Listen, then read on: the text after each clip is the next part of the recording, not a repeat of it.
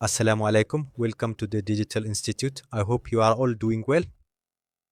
Today, I'm going to explain to you how to effectively recover a DWG file. It often happens that while you're deeply engrossed in your work, you might encounter an unexpected power problem, or perhaps your crucial file becomes corrupted within the system, or even your AutoCAD software might suddenly shut down. But don't worry, there's a very straightforward and easy way to recover it. We have the file here. I'll just save it once. Pause. Now, there's one important thing to keep in mind.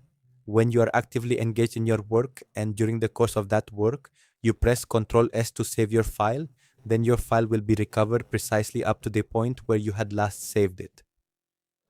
Let's go ahead and close this. Once we've closed it, we will then proceed to delete this file. When you save it, your file will be displayed to you, appearing in this exact way.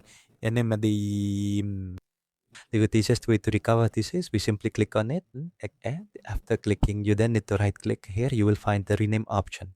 For renaming, you can also press the F2 key. You need to click on this here. After clicking, you need to press F2. Pause. Once you have pressed F2, you will see the word BAK written here. Pause. Now, where it says BAK, or where you find this dot, pause. After that dot, whatever words are present there, pause. You must delete all of them, and then here you need to type WG enter. The moment you enter WG, you will receive a message that says if you change the file name extensions, the file might become unusable.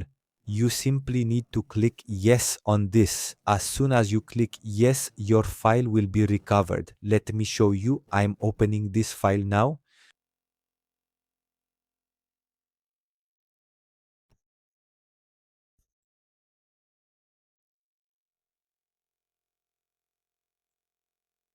Alright, look, our file has successfully opened. It opens directly from the very same location where we had previously saved it.